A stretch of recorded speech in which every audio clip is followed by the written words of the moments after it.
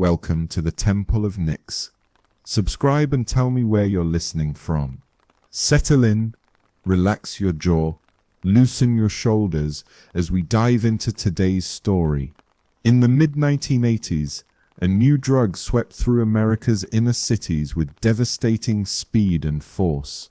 Crack cocaine, a cheap and potent form of cocaine, ignited an epidemic that transformed neighborhoods and claimed an entire generation in a matter of a few short years. This is the story of how crack rose from obscurity to infamy, a calm, comprehensive journey through the history of a drug that ravaged communities, reshaped policies, and left a lasting scar on society. Crack cocaine was popularized for a chilling trifecta of reasons.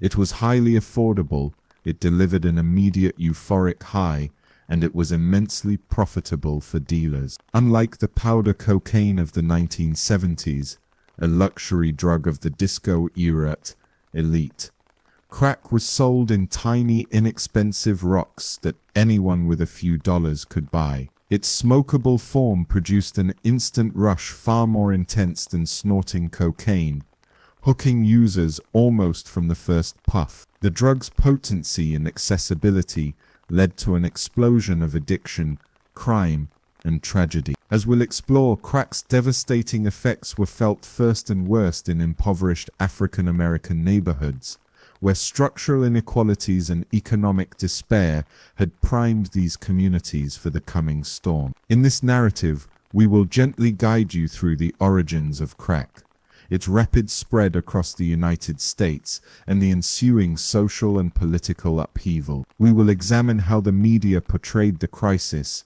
often in alarmist tones, and how authorities responded with an unforgiving war on drugs. We will delve into the drug's toll, families torn apart, lives lost, crime rates surging, and prisons filling to capacity. And we will reflect on the long-term consequences that still linger decades later. The tone will remain calm and steady, providing detail and truth without sensationalism. A documentary told in a soothing voice, even as it recounts harsh reality. So make yourself comfortable. In the soft glow of understanding, we will travel back to the 1980s, to dimly lit street corners and bustling city blocks, to policy meetings in Washington and panicked headlines in national newspapers. We will witness how one cheap drug could ignite an epidemic that in under 5 years decimated a generation and changed America's cities forever. Through it all, we'll maintain a gentle, measured pace. This is a difficult history, but one we'll navigate together with respect and clarity, shedding light on every facet of the crack cocaine era. Origins of a deadly drug. To understand the crack epidemic, we must begin with its source: cocaine. In the late 1970s and early 1980s, cocaine was flowing into the United States in unprecedented quantities. Most of it originated in the lush coca fields of South America, especially Colombia, and was smuggled through the Caribbean into Florida. By the early 1980s, drug cartels like Colombia's infamous Medellin cartel were shipping so much powdered cocaine into cities like Miami that a glut formed. The supply far outpaced the demand among traditional wealthy users. Cocaine's price in U.S. markets plummeted by as much as 80%, threatening traffickers' profits. Faced with this challenge, enterprising drug dealers made a fateful decision. They would convert the powder into a new form that could be sold cheaply to a much broader customer base. Thus was born crack cocaine, a smokable, high-potency version of cocaine that could be broken into small, low-cost chunks. The conversion process was relatively simple. Dealers discovered that by dissolving cocaine hydrochloride powder in water and mixing it with ordinary baking soda, sodium bicarbonate, then heating the mixture until the water evaporated, they could freebase the cocaine. The result was a hard, crystalline substance that could be broken into rocks. When these rocks were heated in a pipe, They made a crackling sound, hence the name crack. The new form had a lower melting point and could be smoked, delivering cocaine's intoxicating effects to the brain within seconds. It produced a brief but intense high far stronger than sniffing lines of cocaine powder. And crucially for dealers, it could be packaged in tiny doses, selling for as little as $5. Cocaine had long been a rich person's drug, but crack made cocaine affordable to the masses. Crack's earliest traces appeared in scattered reports in the very early 1980s. By 1981, law enforcement and journalists were hearing rumors of a new smokable cocaine on the streets of Miami, Los Angeles, and the Caribbean. In May 1980, Rolling Stone magazine published an exposé by journalist Charles Perry on the rising trend of freebasing among Hollywood's elite, ominously noting that this potent form of cocaine was just beginning to spread and could soon explode beyond the music industry. At that time, the specific term crack wasn't yet in popular use, but the stage was being set for its emergence. According to one historical account, crack cocaine first took root in Miami, where Caribbean immigrants in the early 1980s taught local youth how to cook the powder into crack rocks. Teenagers in Miami learned to manufacture crack in home kitchens, then began to introduce this new drug to other cities. From Miami it spread to New York City, then to Detroit, Los Angeles, and beyond. By 1984, reports of crack usage were trickling in from major urban centers across the country, from Oakland and Houston to Chicago and New York. What had started as an experimental practice among a few had become a budding underground industry. Importantly, crack did not require the complex hierarchical cartels that powder cocaine did. Small-time dealers with minimal resources could manufacture and sell crack independently. They no longer needed to be high-level traffickers controlling international routes.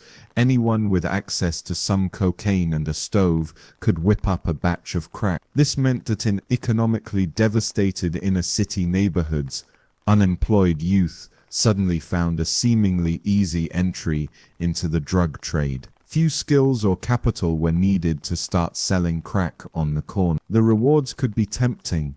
Even a low-level crack seller might earn a couple $1,000s a month, a small fortune in neighborhoods where legitimate opportunities were scarce. Yet with these rewards came dire risks. As crack distribution took off, it sparked intense competition among dealers. The market for crack grew so rapidly that by the mid-1980s, many corners in cities like New York, Los Angeles, and Atlanta had been transformed into open-air drug bazaars. Dealers, often teenagers or young adults, fought violently to defend their turf and client base. This was the foundation of what would soon erupt into full-blown crack wars on urban streets. But before we get ahead of ourselves, let's look at just how dramatically crack usage surged and why it spread like wildfire once the spark was lit. The explosion, a drug epidemic, takes hold. The mid-1980s witnessed the explosive spread of crack cocaine across the United States. What had been a shadowy presence on the margins suddenly became front-page news and a front-and-center reality in many communities. In 1985, a landmark article in the New York Times sounded the alarm with the headline, "A new purified form of cocaine causes alarm as abuse increases." That article, describing the rise of crack in New York's boroughs, introduced many Americans to the word crack for the first time. It unleashed a torrent. Within a year's time, over 1,000 press stories on crack appeared across the country as media outlets rushed to cover this frightening new drug trend. Crack's arrival was abrupt and shocking. One study noted that crack was an almost unknown drug until 1985, essentially non-existent in earlier years, which is why its effects are often measured starting that year. From 1984 to 1987, various indicators of cocaine use skyrocketed. Hospital emergencies related to cocaine climbed sharply, reflecting the toll of crack. In 1985 alone, emergency room visits for cocaine overdoses and other reactions rose 12% over the previous year, then jumped 110% in. By 1987, the number of cocaine-related ER cases nationwide had reached approximately 94,000, up from around 26,000 just 3 years earlier. This surge closely tracked the proliferation of crack. Indeed, health officials noted that many of these emergencies involved crack smoking binges, which could cause intense paranoia, seizures, heart problems, and overdose. By 1986-1987, crack was seemingly everywhere. It had spread far beyond the initial coastal entry points of Miami, New York, and Los Angeles. A federal survey in 1986 found that crack cocaine was available in all but 4 U.S. states by that year. Major cities from Boston and Philadelphia to Kansas City, Denver, and Seattle were reporting a flood of crack on their streets. Even many medium-sized cities felt the impact. Large urban centers were the hardest hit. One analysis showed that in cities over 350,000 people, crack-related incidents were about twice as common as in smaller cities. States with big urban populations such as New York, Florida, Maryland, and California quickly became epicenters of the crack trade. What made crack so instantly popular and pervasive? A combination of economic and pharmacological factors. First, it was incredibly cheap per dose. In some cities during the mid-80s, one hit of crack could be bought for as little as $2.50, roughly the price of a sandwich. Even in places where it cost a bit more, $5 or $10 would purchase a small vial containing a rock of crack about the size of a pebble. Suddenly, cocaine, a drug that had cost $100 a gram for a moderate quality powder dose, was accessible to people living in extreme poverty. Second, the high was extraordinarily intense and immediate. Smoking crack sends cocaine straight into the lungs and bloodstream, reaching the brain in seconds. Users experienced a blissful, euphoric rush, often described as the most pleasurable high of their lives, but one that faded within minutes, leaving them craving more. As one social historian put it, once you try crack, you're always chasing the ghost. The high you get the first time is so intense that you can never quite achieve it again, but the desire to do so keeps you pursuing it. This cycle of euphoria and craving made crack highly addictive, even by the standards of other drugs. Crack also benefited from an aggressive street-level marketing and distribution network. Drug entrepreneurs, including organized gangs, realized they could dramatically expand their customer base by flooding neighborhoods with small amounts of crack. Some established cocaine trafficking organizations, for instance groups of Dominican dealers in New York's Washington Heights, are believed to have been pioneers in mass-producing crack rocks to sell in vials, solving the earlier freebase self-immolation problem and creating a prepackaged smokable product for the street. From hubs like New York, Los Angeles, and Miami, networks of dealers spread out, carrying crack to mid-sized cities and even small towns. Notably, Jamaican gangs called Pusses were identified by federal agents as key players in distributing crack beyond the big cities. These mobile gangs took advantage of highways, buses, and even rail lines to move crack into the heartland, setting up shop in new markets under the noses of authority. In short, by the late 1980s, crack had become a coast-to-coast plague, reaching into any community where economic blight and drug demand intersected. For those on the ground, the transformation was tangible and swift. In neighborhoods like South Central Los Angeles, East New York, Chicago's West Side, or Miami's Liberty City, residents watched as street corners turned into open-air drug markets almost overnight. A former Washington, D.C. reporter, Ruben Castaneda, described the scene during these years as unbelievable levels of violence behind crack cocaine, and fights over drug turfs, retaliatory killings, day after day. By 1986, local police precincts were overwhelmed by a sudden spike in drug dealing and violence. One by one, American cities fell into the grip of what soon was labeled an epidemic. It truly felt like an infectious plague, a drug epidemic, as crack use and its fallout spread contagiously from block to block, city to city. Public officials in 1986 began openly calling crack the worst drug crisis in American history up to that time. It's telling that between 1982 and 1985, the number of cocaine users in the United States, including crack users, increased by an estimated 1.6 million people, a staggering rise in just a few years. By 1987, the US cocaine market had utterly transformed. A drug once associated with nightclubs and celebrities had found a new home in the poorest urban streets, and its new form was leaving a trail of broken lives. Before long, the nightly news was filled with images of crack vials littering sidewalks, of armed police raiding tenements turned into crack houses, and of addicts, dazed and desperate, wandering street corners in search of their next hit. Yet, as crack's use became more visible, so did its consequences. We turn now to how the nation perceived this crisis through the lens of media and public opinion, and how authorities mobilized to fight what they termed a war against crack. The explosion of crack was not just a street-level phenomenon. It quickly became a major political and social issue, one that dominated headlines and airwaves. The way the story was told would have profound implications for public policy and for the people living through the epidemic. Media frenzy and public perception. As crack cocaine use surged, the media's response was swift and dramatic.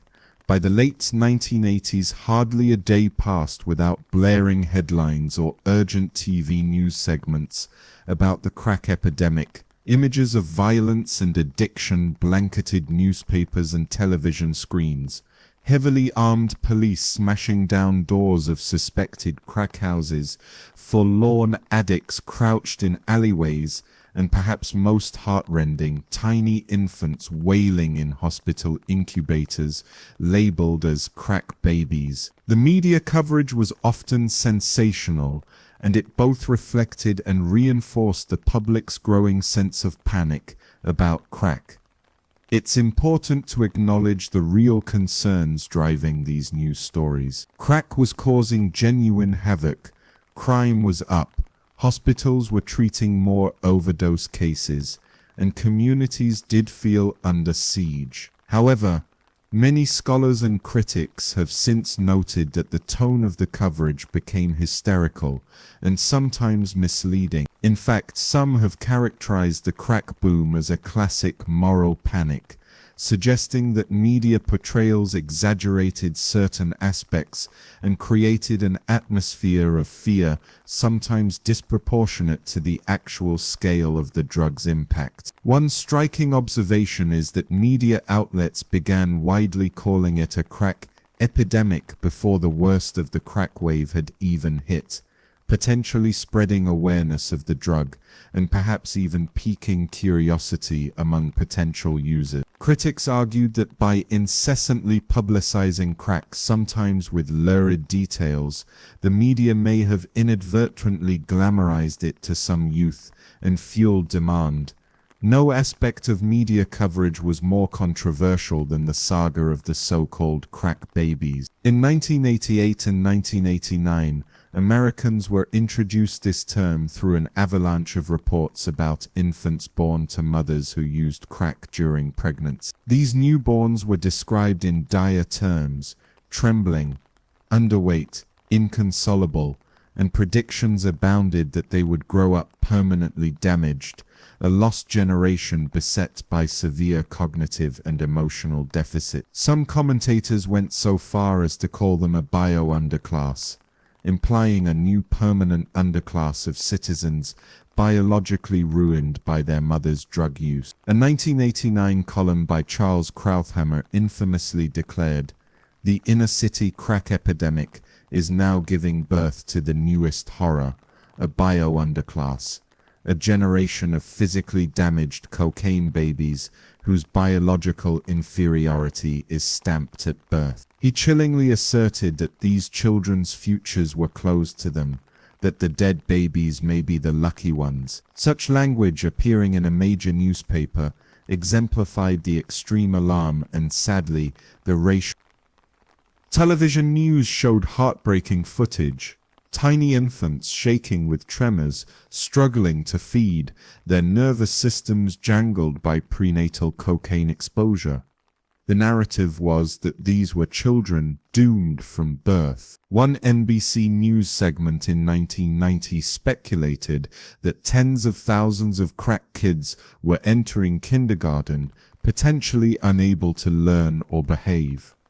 An ABC News report warned of an entirely new underclass of children, unable to care for themselves. The term time bomb was used in print to describe what these children represented for the future. Public service announcements intoned gravely that if you did drugs while pregnant, your baby can die.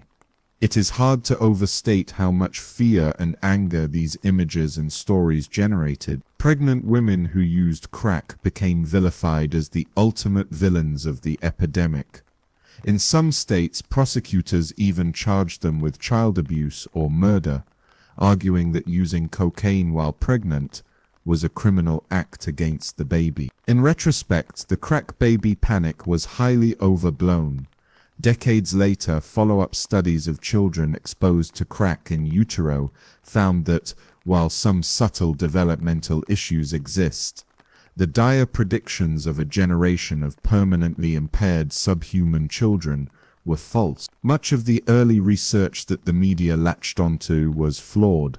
For example, it failed to account for other factors like poverty, premature birth, or the mother's use of alcohol and other drugs. One early study that sparked the scare was based on just 23 babies, hardly enough for broad conclusions. By the 2000s, even the doctor who had first warned of severe effects publicly acknowledged that these effects are not devastating and can be addressed with proper care. Nonetheless, the damage was done.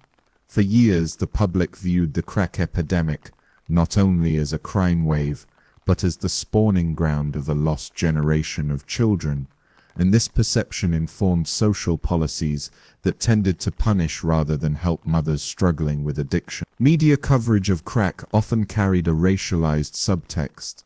The typical imagery involved black urban poor individuals, crack moms and crack dealers in inner-city neighborhoods. News reports regularly showed mugshots of young black men arrested in crack stings, or footage of black women in maternity wards, with voiceovers about drug-addicted babies. This focus reinforced negative stereotypes about African Americans, painting them as either dangerous criminals or neglectful parents, and obscured the complex social context that gave rise to the epidemic. As one retrospective analysis noted, the media's stories had the harmful effect of reinforcing negative stereotypes of poor African American males as inherently dangerous and crack addicts as beyond redemption. The compassionate, nuanced lens that might be applied to other public health issues was largely missing in early crack coverage.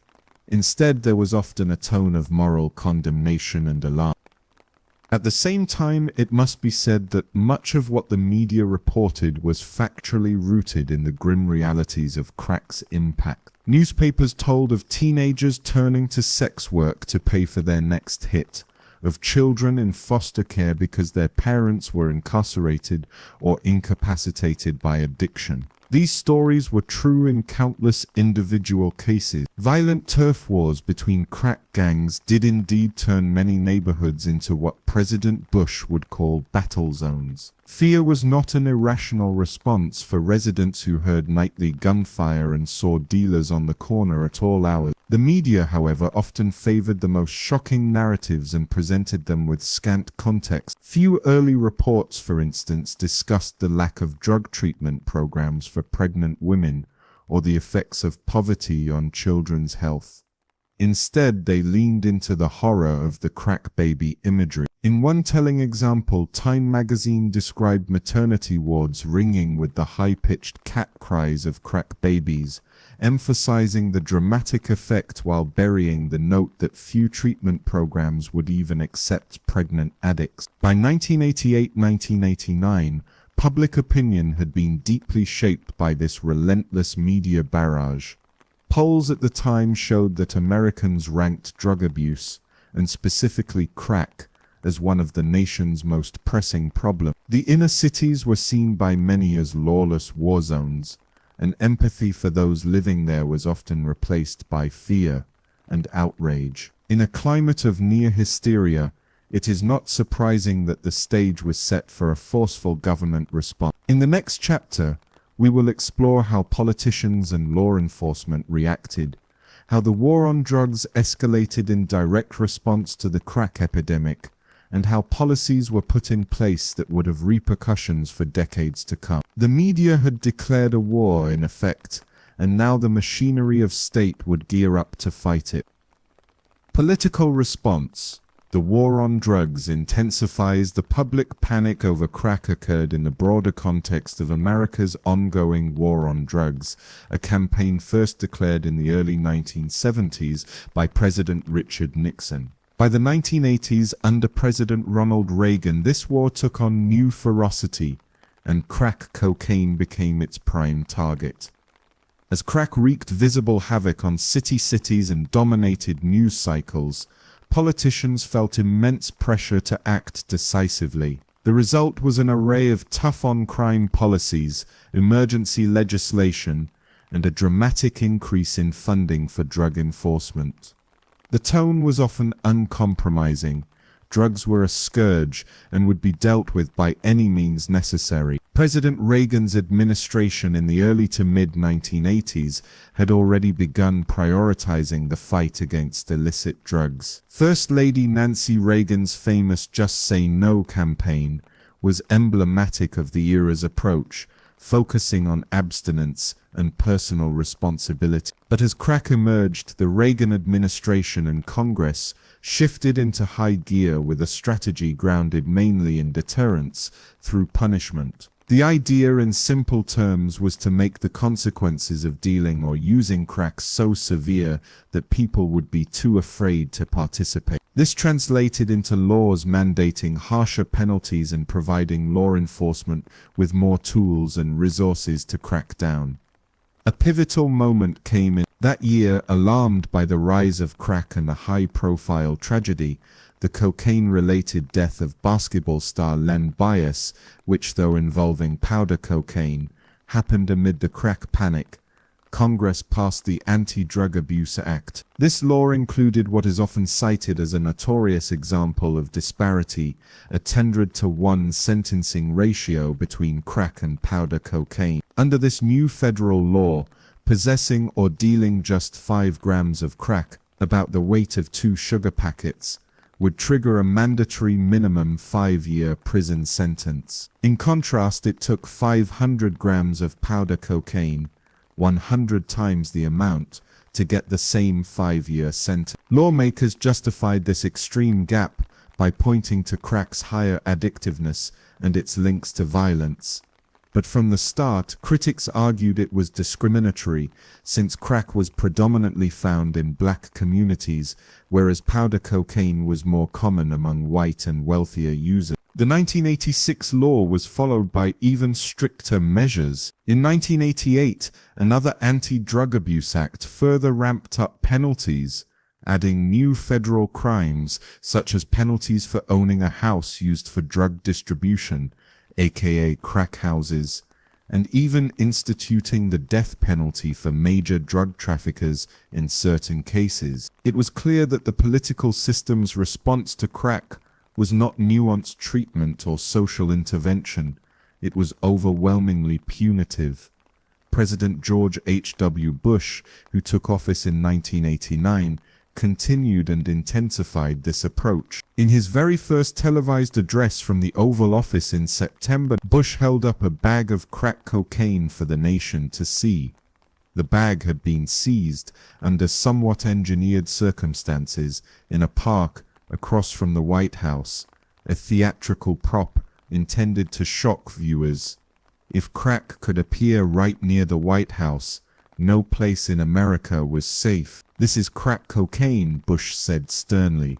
"It's as innocent looking as candy, but it's turning our cities into battle zones." With that dramatic flourish, he declared a new stepped-up war on drugs. Bush warned that no one was safe from the drug threat, and that it was time to get tough on dealers and users alike. He then unveiled a national drug control strategy that poured money into law enforcement. Indeed, during his term, Bush allocated an additional $45 billion towards the drug war, more than the previous 4 administrations combined, with the lion's share directed to policing and prisons rather than treatment. Under Bush's watch, highly publicized military-style operations were launched, such as sending federal agents into cities to aid local police, and even using U.S. military personnel and equipment in drug interdiction. On the streets, this political rhetoric translated into heightened police activity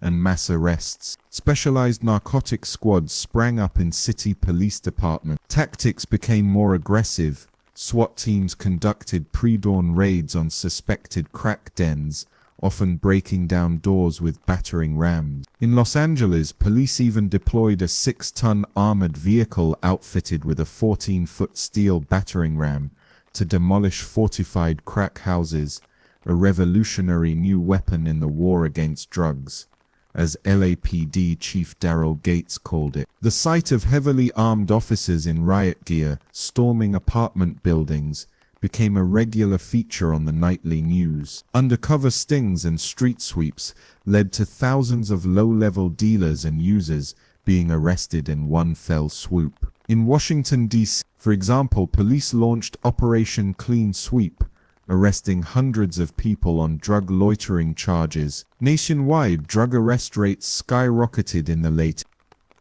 The judicial system, too, groaned under the weight of the new drug war. With mandatory minimum sentences in place, judges often had no choice but to hand down long prison terms, even for relatively minor crack offenses. People caught with tiny amounts of crack, sometimes first-time nonviolent offenders, were now serving 5, 10, even 20-year sentences in federal prison because of the new laws. In some states, additional 3 strikes laws or habitual offender laws meant that repeat drug felonies could result in life imprisonment. By 1989, the effects of these policies were starkly evident in the demographics of the criminal justice system. It was reported that 1 in every 4 African American males aged 20-29 was under some form of correctional control, incarcerated on probation or on parole by that year. By 1995, that figure had swelled to nearly 1 in 3. The U.S. incarceration rate, already the highest in the world, went into overdrive, doubling between 1980 and 1990, largely due to drug-related convictions and the harsh new sentences.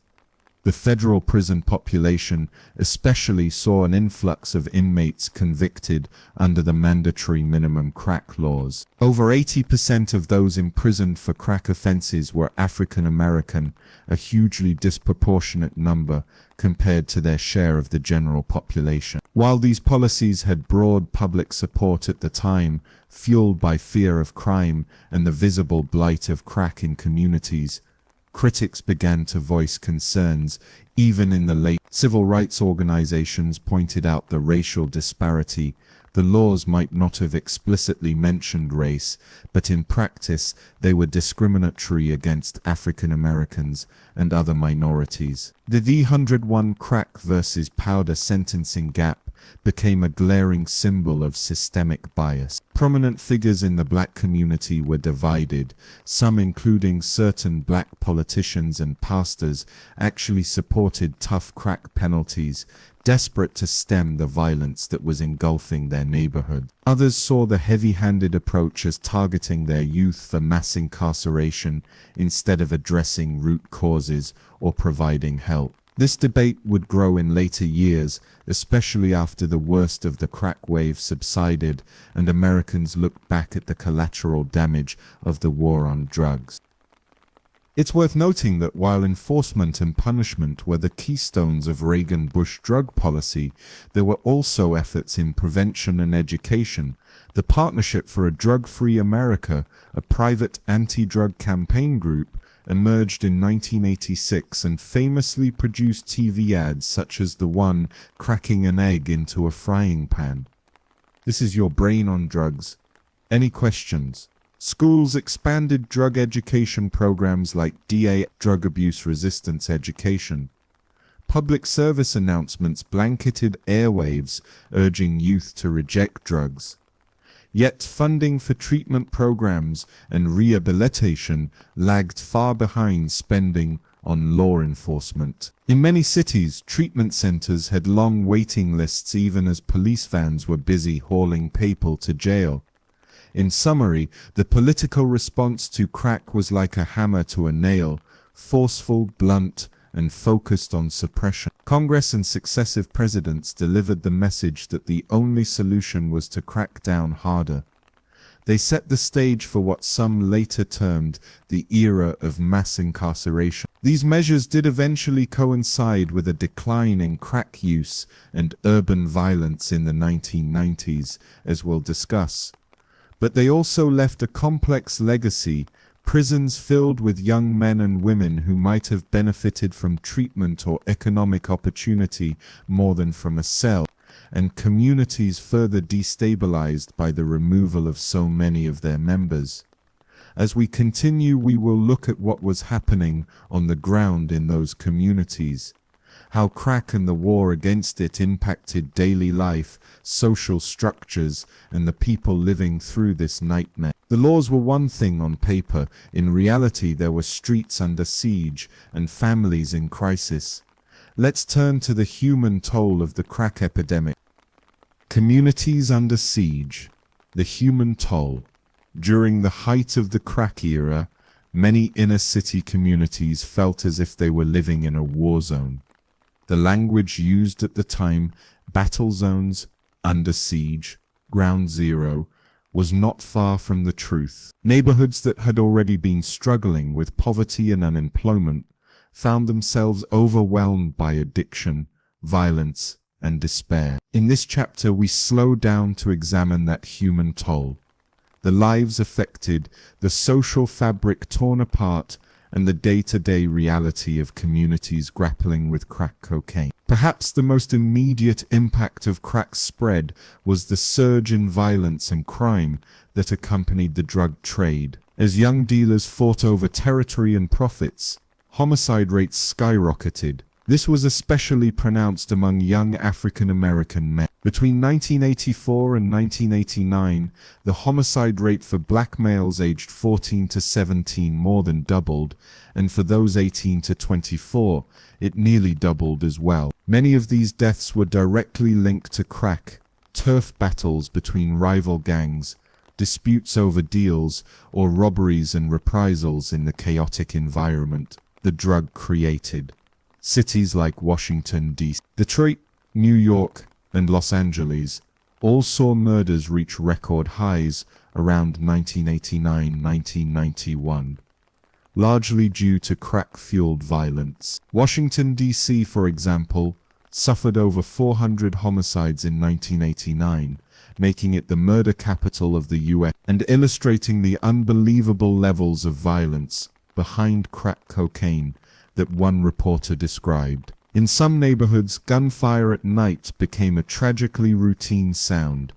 Beyond homicides, other crimes spiked as well. Robberies, assaults, and property crimes increased in many cities, in part because some users, in the grip of addiction, turned to theft or mugging to finance their habit. Addicts might steal from strangers or even from their own family members, pawning televisions, jewelry, or anything of value just to obtain a few more rocks of crack. The term crackhead entered the slang lexicon, often used derogatorily to describe someone whose life revolved around getting and smoking crack, no matter the cost. For those not involved in drugs, living in these areas became terrifying. Parents kept children indoors after school. Elders watched longtime neighbors disappear, some to prison, some to the grave, and saw familiar stoops now occupied by armed teenagers flashing beepers, the tool of the trade before cell phones and bulging wads of cash.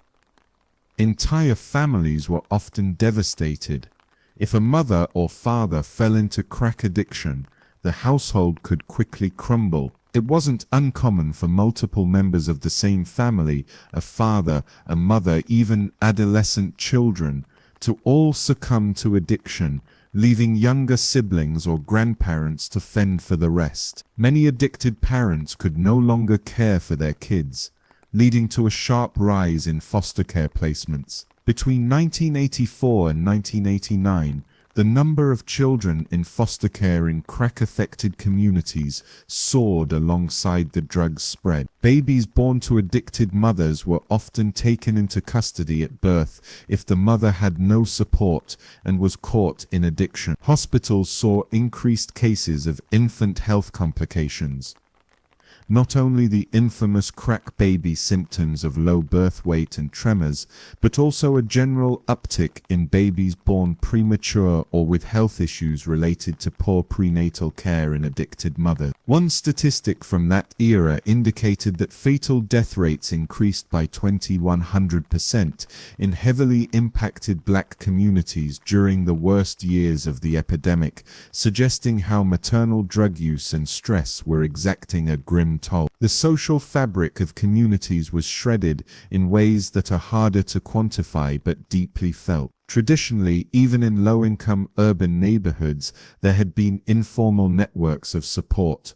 Older residents mentoring youth, neighbors looking out for each other's kids, churches providing moral and practical guidance. Crack largely shattered these networks. Longtime residents became afraid of the young people on their own block. The West Philadelphia community chronicler Elijah Anderson noted that in areas under crack's grip, the respectable old heads, older neighbors who used to counsel youngsters, retreated indoors, fearful of the new generation of top dogs who were flush with drug money and firearms. In his study, the teenage crack dealers had become the de facto role models for many boys, revered not for wisdom or kindness, but for the trappings of power, expensive sneakers, gold jewelry, and fancy cars cruising down devastated streets. One informant described how high schoolers could make $50 a day selling that expletive, a fortune for a kid, which enticed even more to drop out of school and join the trade. The influx of weapons added to the atmosphere of terror. The crack economy was an all-cash, illicit enterprise, and it attracted not only local hustlers, but also more organized criminal elements. Gun-toting enforcers, sometimes affiliated with national gangs or international cartels, enforced discipline and frightened away competition. In some cities, the sound of automatic gunfire in broad daylight became an unfortunate hallmark of the crack era. Innocent bystanders, including children, were frequently caught in the crossfire of drive-by shootings as rival groups sprayed bullets at each other over a street corner. Public parks, playgrounds, and even schoolyards were occasionally scenes of violence or bustling drug activity, making them no-go zones for residents. Health crises intertwined with the crack epidemic as well. Crack's use led to risky behaviors that fueled other problems, notably the spread of HIV/AIDS and other sexually transmitted infections. Crack is not injected, But the powerful high and addiction often drove users to trading sex for drugs or engaging in unprotected sex while under the influence. Health officials noted that smoking crack was associated with high-risk sexual practices that accelerated the spread of HIV in the late. In some hard-hit cities, health workers found rising HIV rates not just among traditional injection drug users, but among crack smokers and their sexual partners due to the sex-for-crack economy that emerged. Moreover, the intense craving for crack sometimes led women involved in prostitution to engage in riskier encounters, further increasing the spread of diseases like HIV and syphilis. Indeed, a CDC report linked crack and exchange of sex for drugs to a syphilis outbreak in places like Philadelphia. The crack era sadly converged with the AIDS crisis. Inner-city hospitals in the late 80s were treating a wave of patients suffering from the dual afflictions of HIV infection and substance abuse, each issue compounding the other. Amid the chaos, however, there were heroic community efforts that often go unmentioned. Not everyone in these neighborhoods was involved in drugs, far from it. Many residents organized to fight back. Churches and local organizations set up drug counseling programs and after-school activities to keep kids off the streets. In some cases, residents formed tenant patrols or community watch groups to monitor and report drug dealing at great personal risk. Mothers Against Drugs groups appeared, with anguished moms marching through the streets in protest of the dealers who sold poison to their children. In Los Angeles, activist parents famously took baseball bats to a local crack house, smashing it up after police failed to shut it down,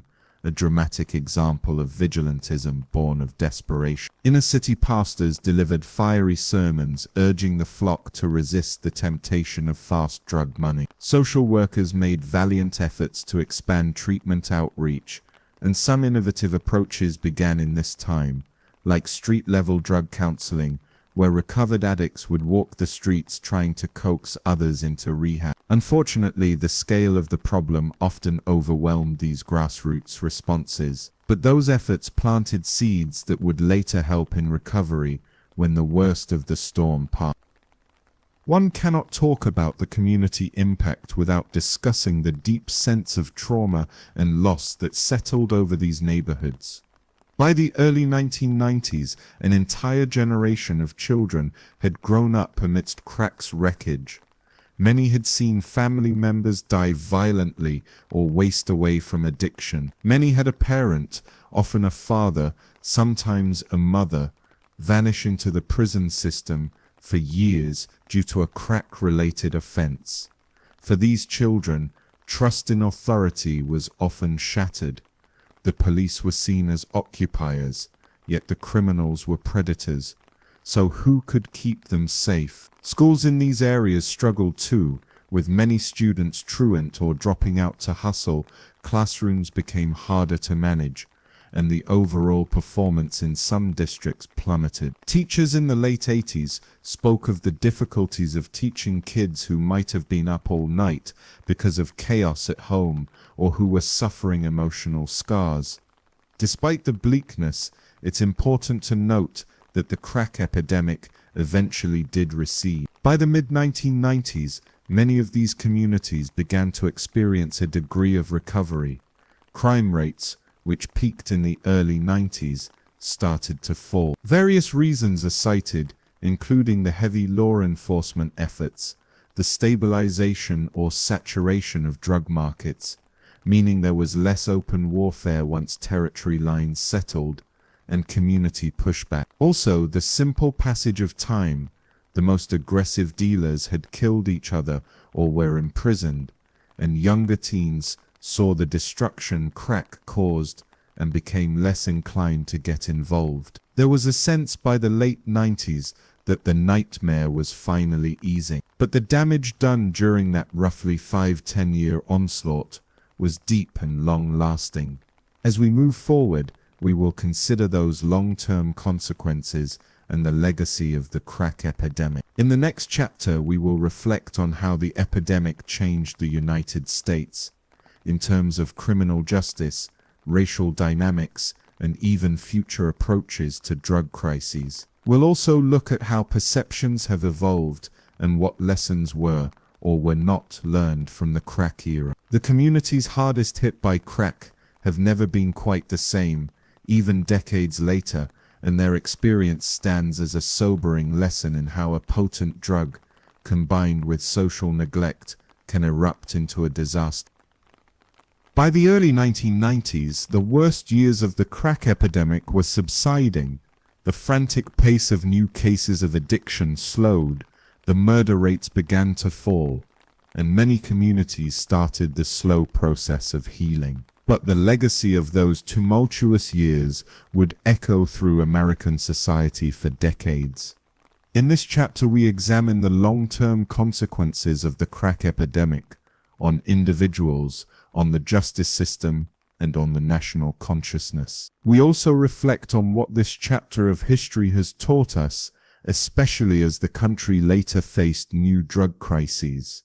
One of the most significant and widely discussed outcomes of the crack era is the phenomenon of mass incarceration in the United States. While the nation's prison population had already been on the rise since the 1970s, the crack epidemic poured fuel on that fire.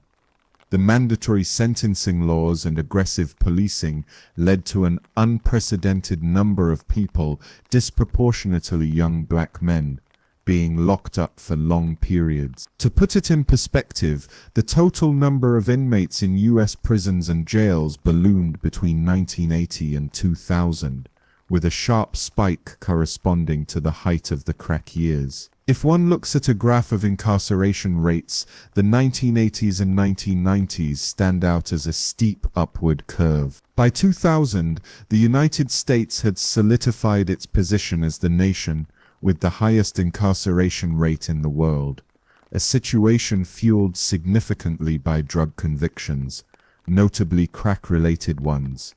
For Black Americans, this era was catastrophic in terms of criminal justice impact. As noted earlier, by the mid-1990s, nearly 1 in 3 black men in their 20s were under criminal justice supervision, prison, probation, or parole. Even by 2012, long after the crack epidemic's peak, about 88% of federal prisoners serving time for crack were African American. The disparities in sentencing, that 101 ratio, remained law until 2010. That reduction came after years of criticism that the old policy was unjust and not grounded in pharmacological reality. After all, crack and powder are the same drug, just in different form. But for thousands who had already been incarcerated under the old laws, the reform was too late. The presence of so many men and women taken out of communities had ripple effects. Children grew up without parents, neighborhoods became filled with mostly the very young and the very old, and a deep mistrust of the legal system took root in many families who saw loved ones given what they felt were draconian punishments. Michelle Alexander, in her influential 2010 book, The New Jim Crow, argued that the war on drugs and the mass incarceration of black men essentially created a new system of racial control, comparable in some ways to Jim Crow segregation. She pointed out that felony drug convictions led to lifelong consequences. Ex-prisoners often returned home with limited job prospects and were frequently barred from voting, accessing public housing, or receiving educational benefits. In her view, the crack epidemic's punitive aftermath trapped many black communities in a cycle of disadvantage, even as the drug use itself waned. Not everyone agrees fully with Alexander's thesis. Some scholars like James Foreman Jr. and John Pfaff have noted that violent crime and state-level incarceration policies also played a huge role in mass incarceration, beyond just drug offenses. However, few dispute that the crack epidemic was a major catalyst in expanding the prison system and that it exacerbated racial disparities in incarceration. The image of the young black male in handcuffs became a defining visual of the late 1980s and early 1990s. Meanwhile, within the communities affected, even as crack receded, social and health issues lingered. Some of the crack babies of the 1980s grew into teenagers in the late 90s and early 2000s, many of them perfectly normal, but some carrying the stigma foisted on them by that label. It turned out that poverty and environment had far greater impacts on their life outcomes than prenatal drug exposure in many cases. As one of those children, Devon Stone reflected as an adult, she was expected to be disruptive, mentally unstable, not to reach where I am now. But she and many peers proved those dire prophecies wrong. Nonetheless, many children of the crack era did suffer, if not from prenatal cocaine, then from the chaotic home lives or foster care drift that came with addicted or incarcerated parents. Economically, the crack epidemic further devastated already struggling neighborhoods. It scared away businesses and investors, deepened the flight of those who could afford to leave, and left behind boarded-up storefronts and vacant lots, some literally created when authorities demolished drug havens, as happened in places like Philadelphia's Badlands, where abandoned row houses used by dealers were torn down in an effort to disrupt the drug market. Entire blocks in some cities were nearly emptied of stable residents, becoming open-air drug markets until the crack wave passed. Rebuilding these areas has been a slow process, and some have never fully recovered from the blight that took hold in the... Another enduring consequence was the mistrust between law enforcement and minority communities. The aggressive tactics of the war on crack, while arguably effective in some ways, left many Black and Latino residents feeling occupied and targeted by police. High-profile instances of police brutality during raids, wrongful arrests, and the general sense of being under siege caused tensions that in some cases persist to this day. The community-police relationship was collateral damage of this war. Incidents like the 1989 video of LAPD officers beating motorist Rodney King, though not directly about crack, occurred in a city fraught with drug war policing, fueled perceptions of systemic injustice. The heavy surveillance and frequent stop and frisks in inner cities in the 90s were rooted partly in habits formed during the crack crackdown.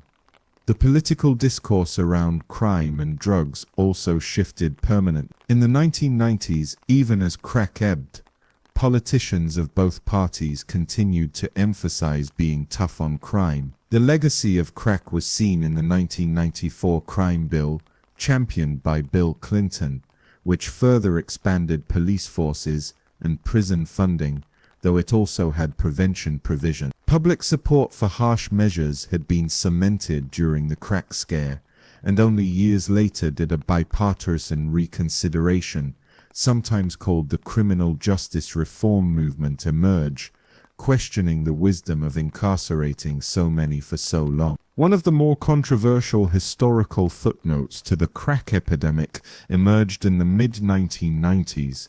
The question of whether the US government itself had any role in the spread of crack. In 1996, journalist Gary Webb published the Dark Alliance series in the San Jose Mercury News, which alleged that Nicaraguan Contras, guerrilla fighters backed by the CIA in the 1980s, were involved in trafficking cocaine into the US, and that some of this cocaine was turned into crack in Los Angeles, effectively fueling the LA crack epidemic to fund the Contras war. Webb's series specifically traced connections between a major LA crack dealer, Freeway Ricky Ross, and two Nicaraguan men, Danilo Blandon and Norwin Meneses, who had ties to the Contra movement. The implication, explosive if true, was that elements of the US government might have turned a blind eye to, or even facilitated drug trafficking that devastated American inner cities, all for the geopolitical goal of fighting communism in Central America.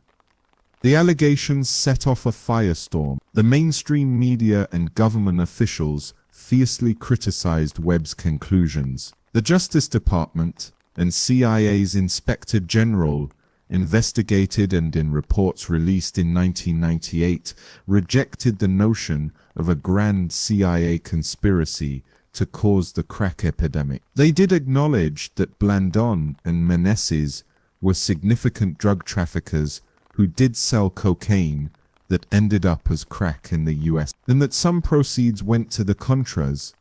But the investigators concluded that these traffickers were not the cause of the crack epidemic, nor protected by the CIA in a systematic way. Despite official denials, the CIA crack theory took on a life of its own, especially in black communities already distrustful of the government. To this day, some remain convinced there was a darker hand in the epidemic, citing the eerie coincidence that a surge of cheap cocaine occurred at the same time as secret US operations in Central America needed funding. Whether or not one accepts those theories, they underscore the depth of trauma and suspicion left in the crack epidemic's wake. People found it hard to believe that this nightmare simply happened to their communities without someone somewhere being accountable. In reflecting on the crack epidemic, many commentators have drawn comparisons to later drug crises, especially the 21st century opioid epidemic. This comparison reveals a lot about differences in social and racial perception. The opioid crisis, involving prescription painkillers and later heroin and fentanyl, has hit broad swathes of America, including rural and suburban white communities. Notably, the rhetoric and response to opioids have been markedly more sympathetic. Terms like public health emergency and an emphasis on treatment and saving lives through measures like distributing overdose reversal drugs dominate the opioid narrative. In contrast, the crack epidemic was framed largely as a criminal justice issue, a war to be won. The empathy gap did not go unnoticed. One analysis points out that crack baby brings to mind hopeless, damaged children, connoting inner-city blackness and careless, unthinking black mothers, whereas reporting on opioid-affected newborns often humanizes the mother and baby and stresses medical care and compassion. It starkly illustrates how strongly race factored into empathy and policy. The legacy of crack includes this lesson, that society's response to a drug problem can vary wildly depending on who is perceived to be affected. There is today some collective reckoning with the fact that had the crack epidemic's victims been wealthier or whiter, the approach might have been less punitive and more rehabilitative. This realization has slowly fueled reforms, such as reducing sentences for drug offenses, expunging some drug convictions, and increasing funding for treatment programs. Changes that advocates say are long overdue, and part of learning from the mistakes of the crack era. Another lasting change from the crack years is in law enforcement tactics and infrastructure. The epidemic ushered in an era of militarized policing. SWAT teams became a staple of even small police departments. No-knock warrants and dynamic entries became more common, and asset forfeiture laws allowing police to seize property of suspected drug offenders became widespread. These tools, developed to combat crack, remained and have been used in various forms in law enforcement since. Additionally, the sheer scale of the prison population led to the prison industrial complex's growth, with many new prisons built in the 90s to house the influx of inmates. Yet, out of the hardship, there were also seeds of cultural and artistic expression that emerged as part of crack's complicated legacy. The crack epidemic gave rise to a genre of powerful black cultural response in film like Boys in the Hood and New Jack City, which depicted life in the crack-plagued neighborhoods. In music, numerous hip-hop tracks and albums in the late 80s and early 90s chronicled the hustler lifestyle, the pain of addiction, or the anger at authorities. And in literature, these voices provided an insider's perspective that was often missing from mainstream media, ensuring that the story of crack wasn't told only by outsiders. While not a positive legacy in the traditional sense, this cultural production has been important in American arts and in educating later generations about what that era was like. As we conclude our journey through the history of crack, we find a mixture of hard-earned wisdom and lingering sorrow. The crack epidemic stands as a cautionary tale of how quickly a potent drug can exploit the fissures in a society, the economic inequality, racial injustice, and lack of support structures to create a firestorm. It showed the importance of having balanced strategies to deal with drug abuse, combining law enforcement with treatment, education, and economic development. It also painfully demonstrated how a single narrative, crime in the streets, can overshadow other aspects, health and humanity, when a society chooses fear over understanding. In the soft light of hindsight, the story of crack cocaine in the 1980s is both harrowing and instructive. In less than a decade, crack went from obscurity to infamy, leaving behind burned-out homes, bereaved families, overcrowded prisons, and policy debates that continue even today. It truly did feel to those who lived through it that an entire generation was nearly lost in just a few years' time. A generation decimated by addiction and violence. A generation targeted by sweeping laws, a generation that in many ways is still recovering. Yet, amid the devastation there were survivors and lessons. Communities learned about resilience. Many people did manage to escape addiction, to rebuild, to dedicate their lives to helping others out of the dark pit that they themselves fell into. The nation eventually recognized the need to adjust its approach. The excesses of the war on crack led to calls for reform and a more compassionate stance toward addiction. By the 2000s and 2010s, conversations about mass incarceration and equitable drug policy became mainstream, driven in no small part by reflection on what happened during the crack era. Now, the other drug, a quiet plague unleashed. In the stillness of midnight, methamphetamine's legacy can be felt in hushed breaths and haunted eyes. Across the world, countless lives have been upended by this powerful stimulant, from war-torn battlefields to peaceful rural towns. First synthesized over a century ago as a medical curiosity, methamphetamine would go on to spark epidemics of addiction and destruction on a global scale. It is a drug of paradox, initially touted for energy and alertness, yet ultimately wreaking physical and psychological ruin on its users. The United Nations once declared meth the most abused hard drug on Earth, a testament to its pervasive grip.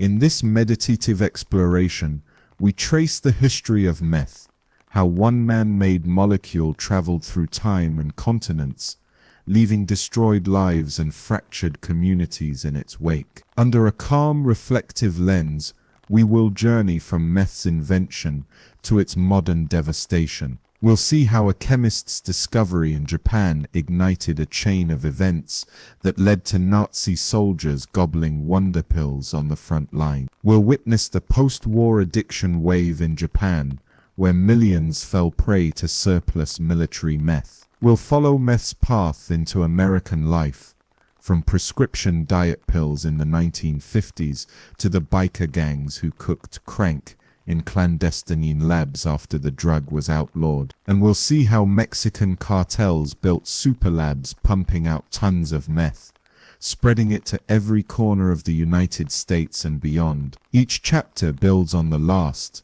revealing how methamphetamine grew from a scientific invention into a force of social ruin. Throughout this story, we will also pause to understand meth's chemistry and effects, how it hijacks the brain's reward system and ravages the body. Real-world accounts will put human faces to the crisis. The WWWL pilot gulping down pills before a final mission. The small-town father hallucinating enemies and setting his home aflame in a meth-induced psychosis.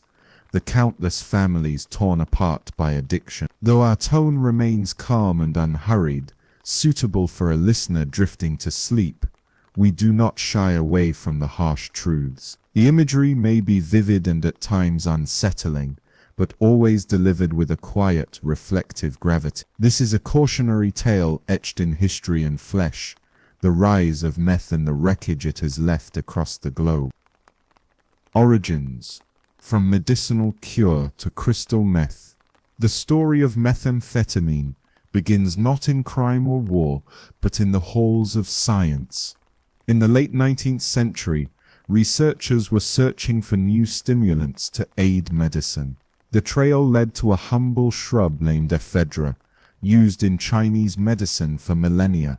In 1885, a Japanese chemist named Nagai Nagayoshi, working in Germany, isolated ephedrine, the plant's active stimulant compound. This discovery was a breakthrough.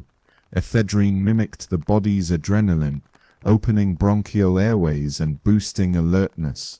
It was a promising remedy for ailments like asthma and low blood pressure.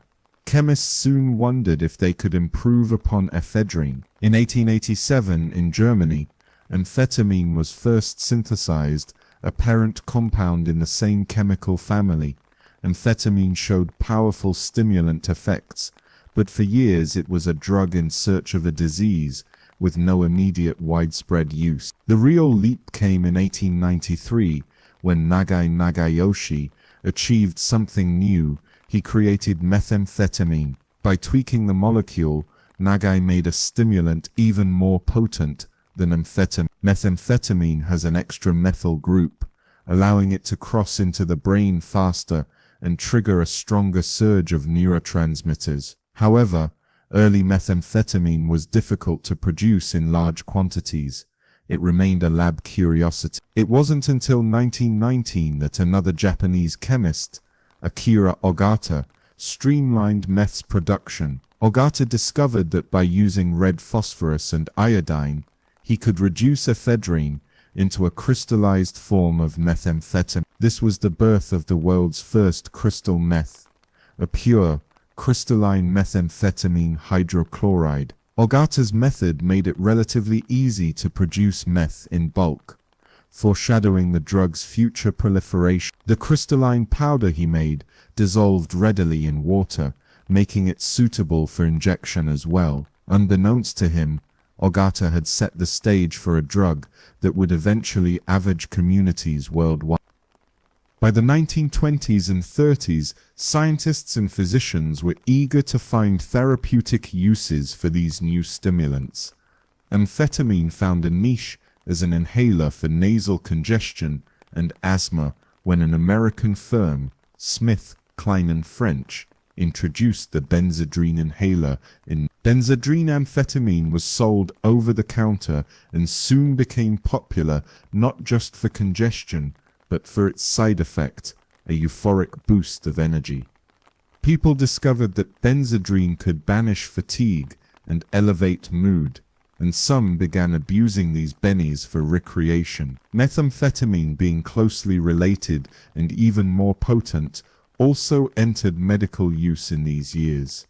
It was prescribed for narcolepsy to keep patients awake, for asthma, and as an appetite suppressant for weight loss. In the United States, the drug that would later wreak havoc was initially a medicine in the doctor's toolkit. By the late 1930s, methamphetamine was marketed in pill form in multiple countries. In the US, one pharmaceutical version was Desoxyn, a methamphetamine medication for ADHD and obesity that remarkably is still FDA approved in controlled doses today. Back then, it was a seemingly miraculous stimulant. It banished drowsiness, suppressed appetite, and elevated mood. Little did society realize the dark side of this compound, how its use could spiral into compulsive abuse. As nations approached the brink of global conflict, methamphetamine was about to find an even ominous application as a chemical tool of war. World War II, a blitz of speed. As World War II erupted, militaries on all sides sought any advantage to enhance soldier performance.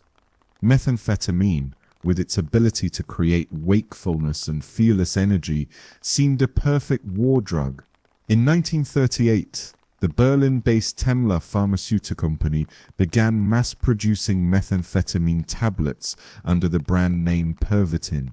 Marketed initially to civilians as a pick-me-up, Pervitin soon caught the eye of the German military. Commanders hoped it could forge super soldiers who felt neither fatigue nor fear.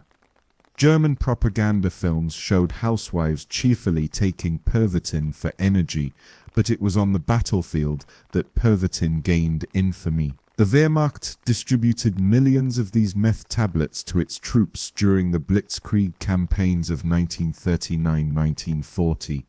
Soldiers marching for days without rest, tank crews on endless drives, pilots on nighttime bombing runs. Many were fueled by meth. The drug's effects mimicked adrenaline, heightened alertness, reduced need for sleep, suppressed pain and hunger.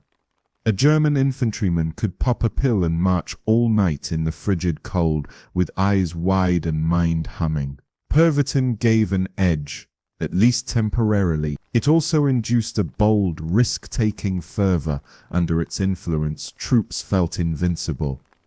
A surviving tube of Pervitin methamphetamine tablets issued in WWF. German soldiers consumed these stimulant pills for endurance and alertness. First-hand accounts from the front lines described units wired on meth. Sleepless, exhilarated, and often reckless. During the 1940 invasion of France, Tank Commander Heinz Guderian's troops famously advanced over 48 hours with almost no rest, thanks in part to Pervitin. However, cracks soon showed. Some soldiers suffered amphetaminism, acute intoxication marked by agitation, hallucinations, or collapse after days awake. Commanders noted instances of erratic violence and ondine. Still, the perceived short-term benefits kept the pills in circulation. Even Hitler's own doctor reportedly gave the Führer injections of methamphetamine alongside other drugs in the later years of the war. A fact that emerged from the medical diaries of Dr. Theodor Morell, suggesting Hitler himself may have been riding the stimulant roller coaster. Germany was not alone. Allied forces also turned to stimulants, though they more often used straight amphetamine, benzedrine, rather than meth. The British and American Air Forces issued amphetamine tablets to pilots on long missions to maintain focus. Amphetamines kept crews awake during the grueling bombing raids that sometimes lasted 8 to 10 hours. The British colloquially called their amphetamine pills wakey pill. While these were not the more potent meth, the line between the substances blurred on the battlefield. All were pet pills to fend off exhaustion. Notably, Japan embraced methamphetamine zealously for its military. By the 1940s, Japan had its own meth pill called Philopon, also known as Hirapon, given to soldiers and factory workers. In the desperate final months of the war, kamikaze pilots, young men on suicide missions, received high doses of meth before their flights. The drug was meant to instill fearless focus and suppress all emotion as they dove their planes toward targets. Japanese factory laborers, pressed to increase weapon production despite exhaustion and bombardment, also used meth to work marathon shifts. The war had turned methamphetamine into a commodity as valuable as bullets. By 1945, as WWO ended, methamphetamine had been fed to millions of people under arms. Soldiers stumbled back from the fronts, many grappling not just with trauma but with stimulant addiction or crashes. Stockpiles of unused meth pills and ampules sat in military warehouses. In the wreckage of defeated Germany and Japan, these drugs did not simply disappear, they began seeping into the civilian population, lighting the fuse of the first meth epidemics in history. Aftermath: Japan's post-war meth epidemic. When World War II ended in 1945, the shadows of conflict lingered in an unexpected form. Methamphetamine flooded the streets of Japan. The Japanese military had overproduced meth, brand named Philippon, to keep soldiers and workers going. Suddenly, those stockpiles were no longer needed for war, and they found their way into civilian hands. In the chaos of post-war Japan, cities in ruins, economy shattered, millions demobilized, the drug promised an escape and energy boost. What followed is considered the world's first major methamphetamine epidemic. Starting around 1946, meth use in Japan skyrocketed. By some estimates, over 1 million Japanese became addicted to the stimulant in the late 90s. Branded as a tonic to fight fatigue, Philippon was widely and cheaply available on the black market. Students, laborers, former soldiers, even housewives fell into using methamphetamine to cope with long work hours or the stress of rebuilding a nation. Many initially took it as a pill or injection to stay productive, but soon found themselves hooked. The drug's euphoric alertness turned into compulsive redosing, and users slid into insomnia, paranoia, and deteriorating health. Crime rates rose as well. Meth-fueled aggression and erratic behavior became a social concern. The situation in Japan grew dire enough to be called a Heropon panic, Heropon being slang for meth. Hospitals saw waves of patients with stimulant psychosis, people raving about hallucinations or racked by paranoid delusions after binge use. Authorities noted that many young people were affected. In 1951, about a quarter of those arrested for meth were under. This was a national crisis unfolding at a time when the country was already struggling to recover from war. In response, Japan enacted the Stimulant Control Law of 1951, which criminalized non-medical use of amphetamines and meth. A massive police crackdown followed. The centralized police force, reorganized in 1953, made tens of thousands of arrests, and stiff penalties were imposed. These efforts gradually curbed the open sale of meth. By the mid-1950s, Japan's first meth epidemic subsided, but not before it left lasting scars. By 1954, it was estimated that 550,000 Japanese were chronic meth users, with 2 million more having tried and quit. That is an astonishing number for the time. Those who survived that wave carried forward stories of shattered health and livelihoods. The term speed crazed entered the lexicon, reflecting how the drug could drive people into mania or collapse. Nonetheless, Japan's aggressive response, combining enforcement with rehabilitation, was hailed as a success by the late 90s. Little did the world know, this was just the first chapter. Meth would resurface in Japan decades later and continue its journey elsewhere. Elsewhere in the immediate post-war era, stimulant use also persisted, though not to Japan's explosive extent. In Europe, surplus military amphetamines circulated quietly among war survivors. For instance, in Britain, some ex-servicemen and civilians who had grown accustomed to wakey pills kept using black market Benzedrine. There were even instances of British women taking amphetamine as a diet pill by the late 1940s, a precursor of a trend to come in Germany, under Allied occupation, saw the remnants of Nazi Pervitin supply being misused by civilians and former soldiers. However, as economies stabilized, these wartime drugs were gradually restricted. In the United States, WBLABIA accustomed many GIs to using Benzedrine amphetamine to stay alert. After the war, some veterans remained fond of the pills, but the country did not face a meth crisis in the 90s. Instead, the US saw a broader post-war boom in prescription amphetamines. By the early 1950s, pharmaceutical companies were marketing amphetamine and methamphetamine aggressively for various ailments. Meth, often under the name methadone or desoxin, was advertised to doctors as a treatment for depression, obesity, and narcolepsy. As a result, supplies of legal methamphetamine became more common in America's medicine cabinets, setting the stage for the next wave of misuse. The 1950s and 1960s, medicine misuse and speed freaks. In the 1950s, the world saw a disquieting shift. Methamphetamine and its cousins stepped out of strictly medical roles and into broader societal use. Pharmaceutical amphetamines were the original stimulants of choice in this era. Doctors liberally prescribed them for weight loss and mild depression, especially to housewives seeking to slim down or boost their mood.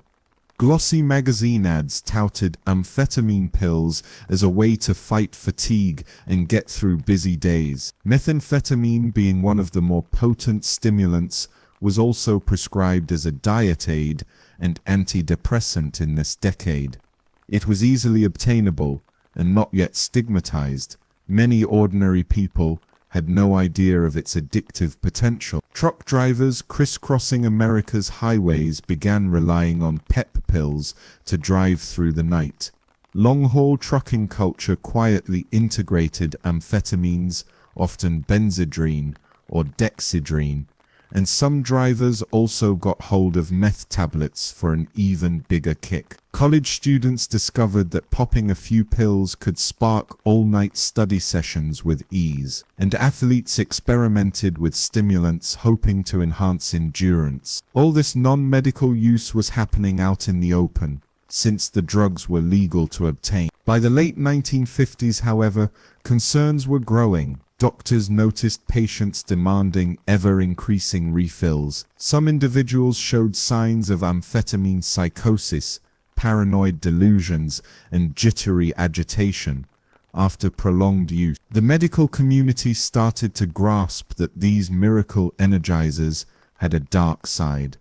A cultural shift occurred as the beat generation of the 1950s embraced stimulants in their own way. Iconic writers and poets of the beat movement, like Jack Kerouac, W. Auden, and Allen Ginsberg, were known to use benzedrine, bennies, recreationally. They sought creative exhilaration and marathon typing sessions fueled by the drug. In novels and poems, references to speed and amphetamine highs began to surface. This bohemian subculture glamorized the idea of staying awake for days, writing in fevered inspiration. Yet some beat figures also documented the crash, the dysphoric paranoid states that followed stimulant binges. By 1959, authorities took action.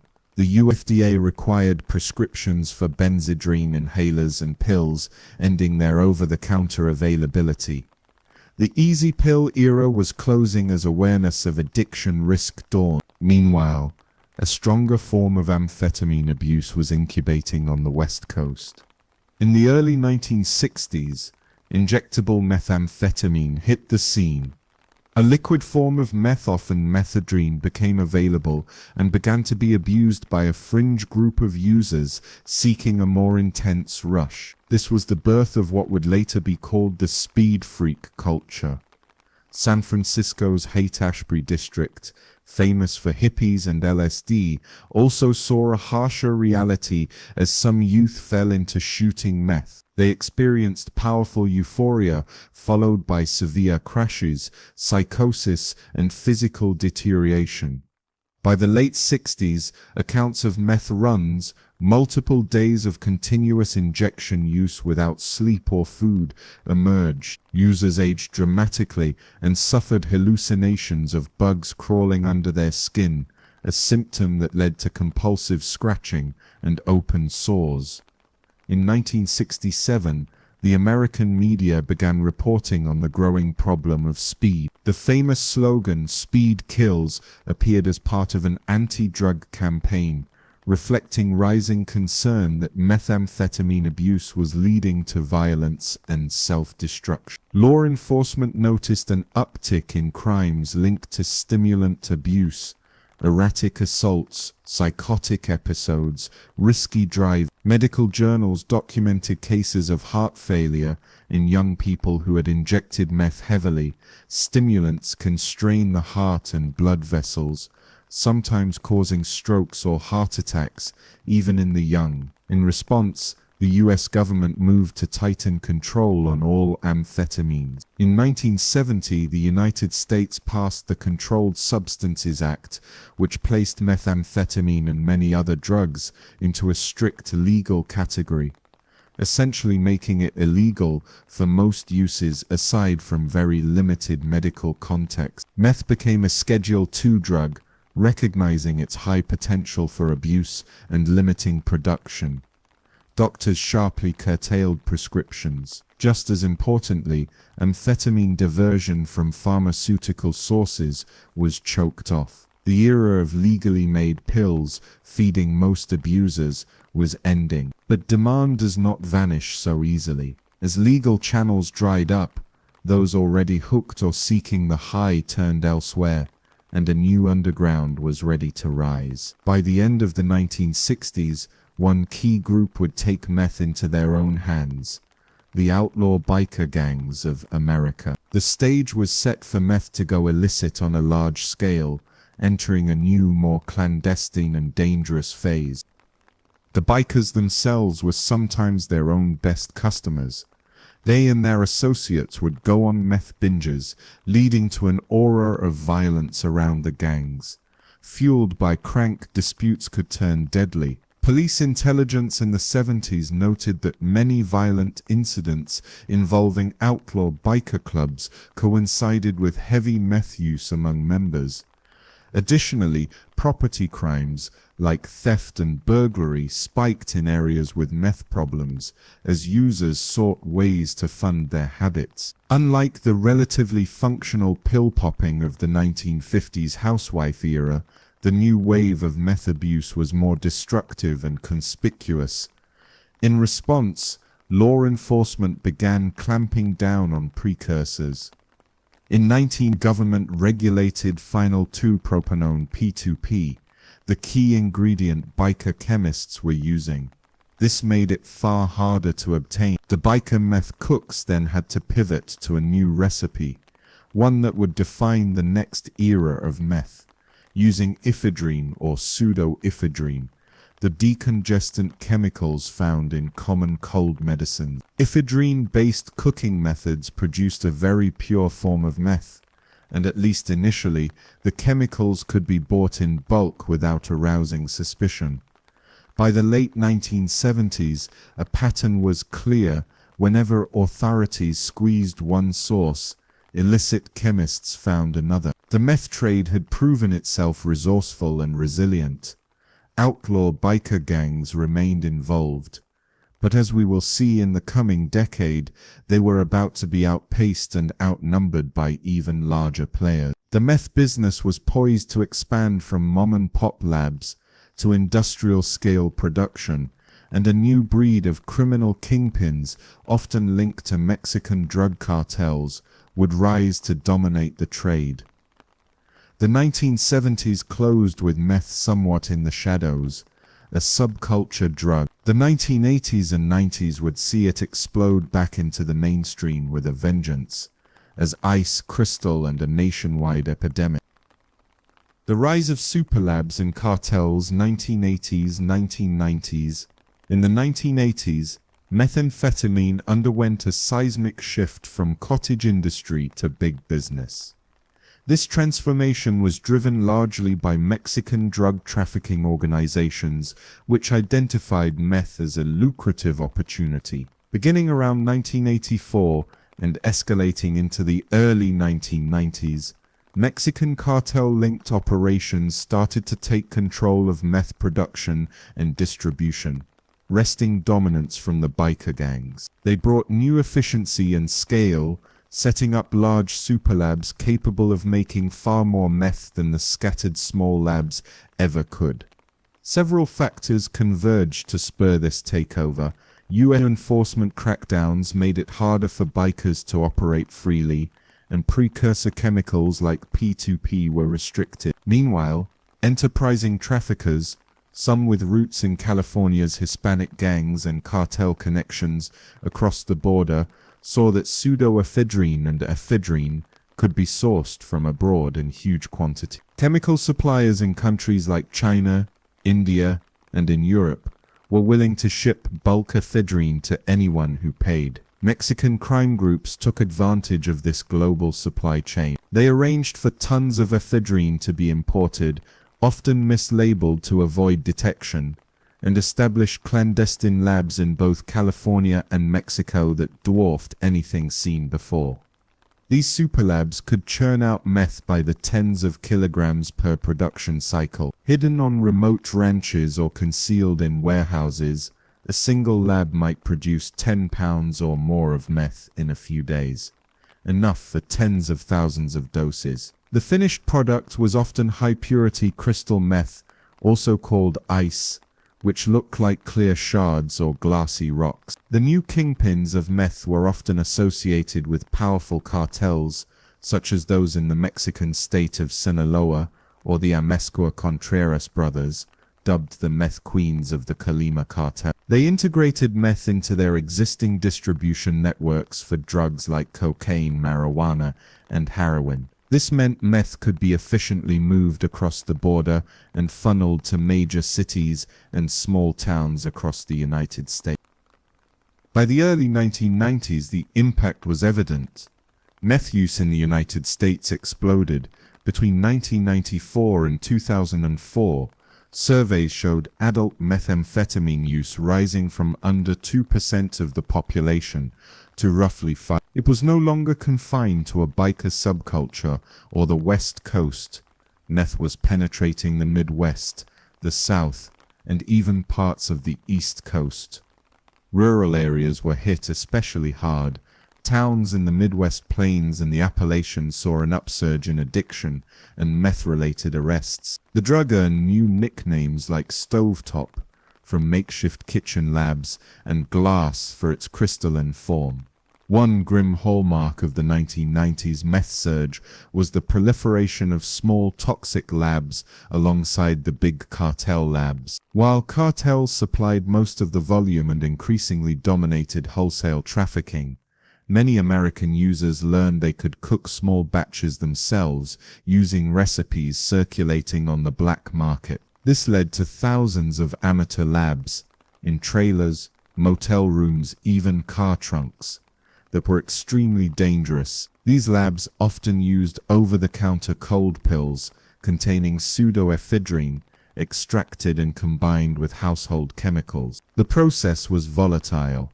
Explosions and fires became common in some states, putting first responders at risk. For every one pot of meth cooked, labs left behind a wake of toxic waste and environmental damage in their communities. By 1996, the US government responded with the Methamphetamine Control Act, imposing tighter controls on bulk ephedrine and setting limits on over-the-counter pill purchases. Despite this, traffickers found workarounds. When Canadian suppliers were shut down by DEA efforts in the early 2000s, the cartels simply shifted to sourcing precursors from Asia into Mexico. Enforcement successes would temporarily raise prices or cause shortages, but new smuggling routes would soon restore the flow. For instance, after the US and Canada cut off pseudoephedrine inflows, traffickers routed massive shipments through countries like Panama to Mexico. By 2005-2006, the situation was so severe globally that the United Nations World Drug Report called methamphetamine the world's most abused hard drug. Seizures of meth and its precursors reached record highs. The UN reported huge seizures in East Asia as well, indicating the problem had spread far beyond North America. More on Asia's second wave soon. US communities were reeling from the fallout.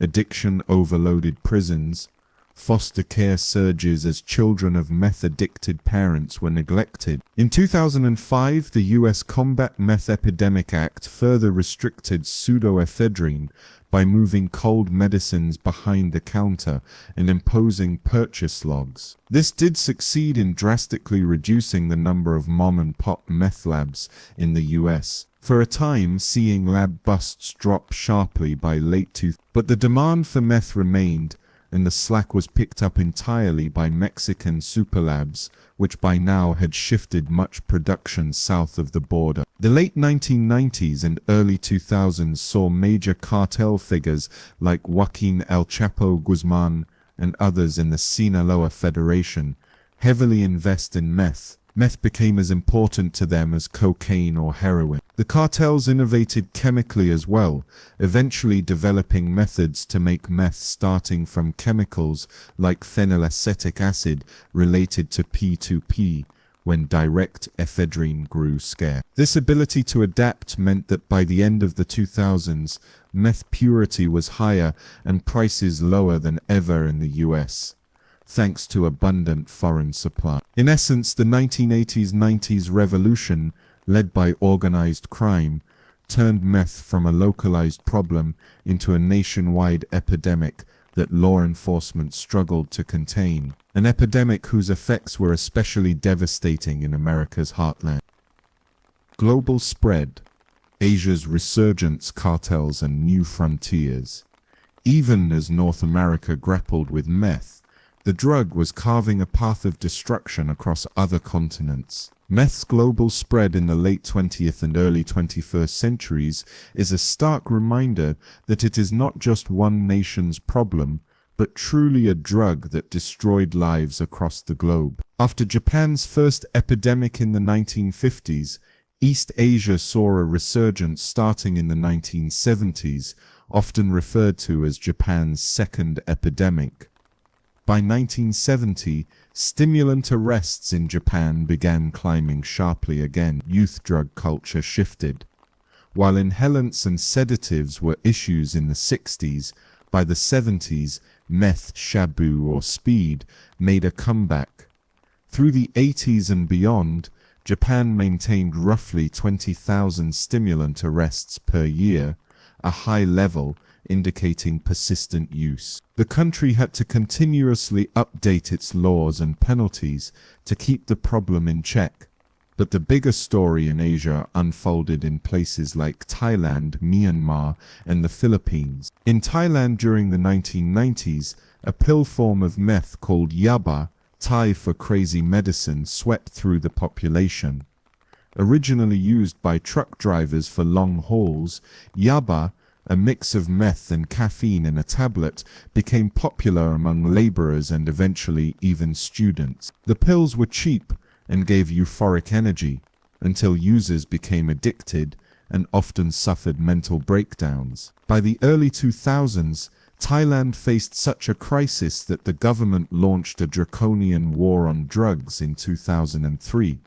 Which led to some 2,500 extrajudicial killings in a few months. It was a harsh and controversial campaign, reflecting how threatened authorities felt by the meth wave. Neighboring countries like Laos and Cambodia also were flooded with yaba pills, mostly trafficked from large-scale production sites in the Golden Triangle region, Myanmar, Laos, Thailand border area. Myanmar-Burma emerged as a major producer by the 2010s, especially after political conflicts and insurgent groups there turned to meth manufacturing to fund their activities. Industrial-sized labs in Myanmar's lawless regions, sometimes controlled by militia or rebel armies, churned out massive quantities of meth pills and crystal destined for East and Southeast Asian markets. The UNODC reported record seizures year after year.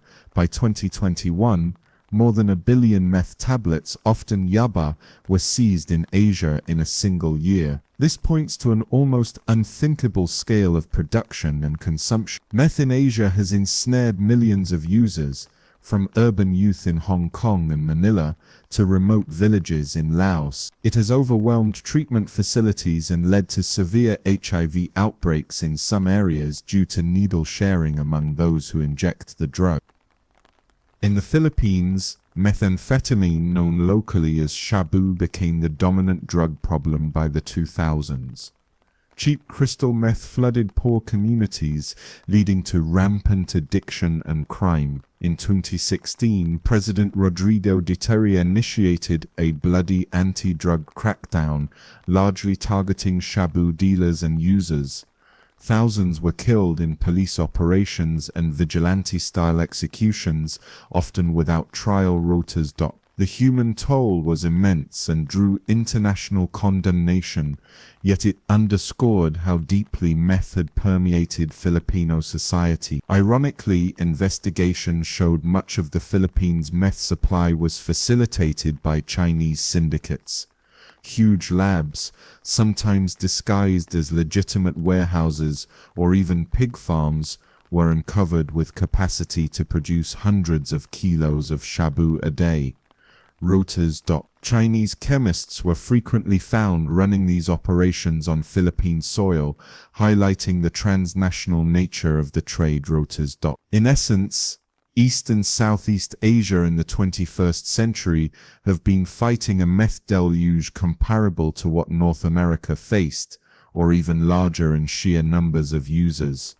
Moving to Europe, methamphetamine has had a more limited presence compared to other drugs, but it's not absent. In the Czech Republic, for example, a domestic meth called Pervitin, resurrecting the old trade name, became relatively common. Home-cooked labs using over-the-counter pseudoephedrine from common cold medicines proliferated, especially in the 1990s-2000s, making Czechia a regional exporter of meth to neighboring countries. Pockets of use also exist in parts of eastern Germany, some ties to Czech supply, and the Baltic states. Western Europe historically favored other stimulants like amphetamine or cocaine, but reports in recent years suggest meth use is creeping up, sometimes showing up in club scenes or among certain subpopulations. Law enforcement in the EU has dismantled some large labs, notably in the Netherlands and Belgium, where chemists have applied their synthetic drug expertise to meth. In Australia and New Zealand, meth, often called ice, became a significant issue in the 2000s and 2010s. Organized crime groups, some with Asian connections, smuggled high-purity crystal meth into Australasia, leading to what authorities described as an ice epidemic. The social fabric in parts of rural and suburban Australia felt the strain, as did law enforcement dealing with increased meth-related violence and psychosis cases. The high profits to be made, Australia had some of the highest street prices for meth in the world, ensured a steady supply via maritime smuggling and clandestine labs. Even Africa and the Middle East have begun facing meth problems. In South Africa, meth, locally tick, caught on among youth in Western Cape communities in the 2000s, causing a wave of addiction and crime in cities like Cape Town. The Middle East saw Jordan and Syria becoming transit or production areas for amphetamine pills, Captagan, which are somewhat different but indicate a rising synthetic stimulant trade. And the UNODC has warned that traffickers are expanding to new markets. Meth seizures have increased in places like West Africa and the Middle East, signaling the potential for emerging epidemics there. Astonishingly, reports have even surfaced of meth production in Afghanistan, traditionally known for opium. Some groups there discovered wild ephedra plants and began synthesizing meth, possibly as an alternative trade as the Taliban regime clamps down on opium. This raises questions about how the drug economy may evolve in conflict zones. Across all these regions, the story carries the same grim themes. Communities blindsided by an influx of meth, rapid addiction that outpaces treatment resources, rises in crime, health crises, and social breakdown. Yet meth's allure, cheap to make, immensely profitable, delivering an intense, if short-lived high, continues to drive its spread. By the 2020s, it is clear that methamphetamine has established itself as a truly global narcotic. As we turn now to examine what meth does to the human body and mind, keep in mind these countless locales and lives it has touched. The chemistry that makes meth so potent is the very same that makes it so ruinous to those who fall under its spell. It is important to mention the addiction cycle of meth. With repeated use, tolerance develops quickly. The euphoric rush that once lasted 8 to 12 hours shortens. Users find they need more meth, more often to chase the high. Many escalate from snorting or swallowing the drug to smoking or injecting it, since those routes hit faster and harder. Smoking crystal meth, often in a glass pipe, sends the vapor straight to the lungs and brain within seconds, producing a rapid, intense high. Injecting delivers the entire dose to the bloodstream instantly, which many say yields an incomparable rush. But each intense high is followed by a correspondingly steep crash. Thus, binge cycles emerge.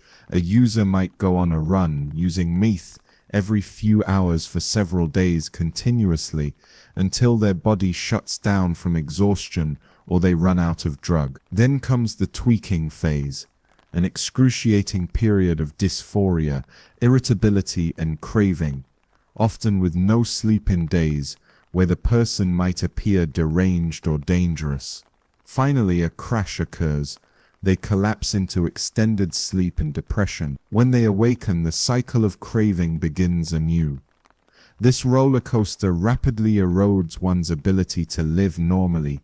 Jobs, relationships, and responsibilities fall by the wayside. Physically, recovery from meth addiction can be long. Some brain changes, like reduced dopamine function, may persist for months or years after quitting, causing protracted anhedonia, the inability to feel pleasure, and cognitive impairment. This makes relapse tempting.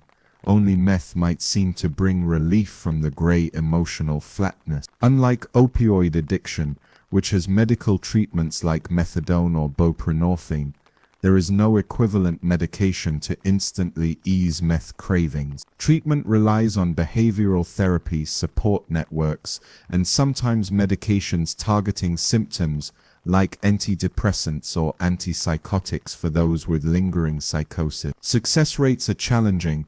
Many users relapse multiple times before achieving stable recovery, if they survive at all. In sum, methamphetamine is chemically treacherous. It provides a false rocket ride of joy by blasting the brain's pleasure centers, only to leave them charred and desolate. It whips the body into overdrive, only to precipitate collapse. Each use is a small act of self-destruction, and chronic use becomes slow-motion suicide of mind and body. Yet despite these well-known effects, meth continues to entice new users, which speaks to the drug's intensely seductive initial high and the social factors that drive people towards it. As we have explored its path through history and its impact on the human organism, one thing becomes clear: meth's danger lies not only in its chemistry, but in how it exploits human vulnerabilities, the desire for energy, confidence, escape, and belonging, turning them into additives of addiction. A modern plague, fentanyl, overdoses, and the ongoing battle. Today, in the 2020s, methamphetamine remains a formidable scourge, but the context around it has grown more complex. The world is in the grip of an opioid crisis due to fentanyl, and meth has intertwined with this new threat in lethal ways. Increasingly, reports have emerged of meth being adulterated with fentanyl, either accidentally or deliberate. Drug cartels and dealers sometimes lace meth with fentanyl to amplify its addictive hold or to stretch their profits with a cheaper, potent filler. This has led to a disturbing trend. People who believe they are using just meth might unknowingly consume a potentially fatal opioid dose. In such cases, The stimulant effects of meth can mask the initial signs of opioid overdose. The user stays more alert and doesn't realize their breathing is slowing dangerously. By the time the meth wears off, the fentanyl's depressant effect can overwhelm them, leading to respiratory failure. This combination has caused spikes in overdose deaths in parts of North America. Tragically, some long-time meth users with high stimulant tolerance have died because a batch was laced with fentanyl for which they had no tolerance.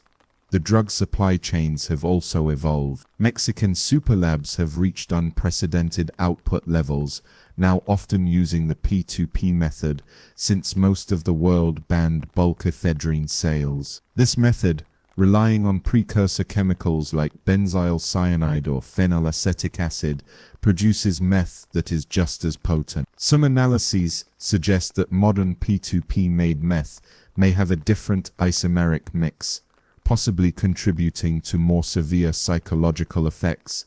Anecdotal reports indicate today's meth is causing psychosis faster than the ephedrine-made meth of 20 years ago, though research is ongoing. What is certain is that purity is extremely high, often above 90% pure, and prices at historic lows, making meth an easy drug to get hooked on in any socio-economic class. Yet beyond the stats and strategies, the human stories remain the most poignant indicators of where we are. In communities across the globe, you'll find support groups where former meth users describe the wreckage they left behind, the jobs lost, the children taken into foster care, the jail stints, the friends who overdosed or went missing. You'll also hear of resilience, the individual who, against the odds, got clean and now helps others find hope. There are towns that, after being hollowed out by meth, have fought to regenerate by providing better economic opportunities and youth engagement,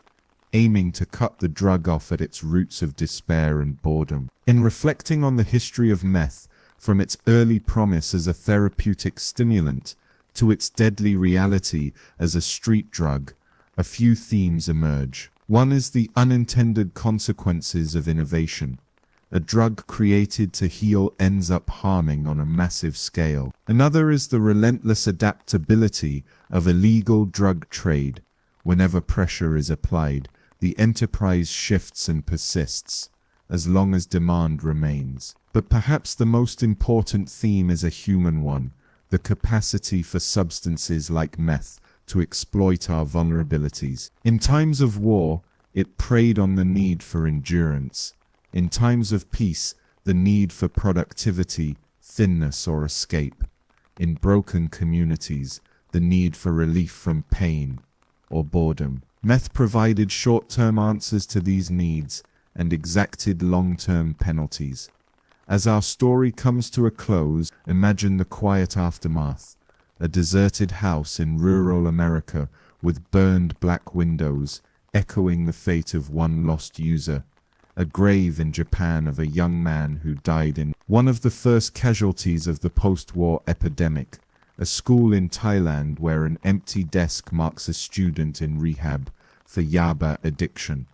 A family in Mexico mourning a son who died cooking meth for a cartel. These scattered scenes across the globe are bound together by one potent drug. The history of meth is still being written, but its lessons are already painfully clear. It teaches us about human frailty and resilience, about the dangers of chasing artificial bliss, and about the surenance of addressing the social wounds that drugs like meth seep into. As we end this journey, we do so with a somber hope that understanding the story, how one drug destroyed lives across the globe, will steel our resolve to prevent more chapters of ruin from being written, and perhaps pen chapters of recovery and healing instead. Subscribe and tell us what kind of stories you'd like to listen to. Good night, sleep well.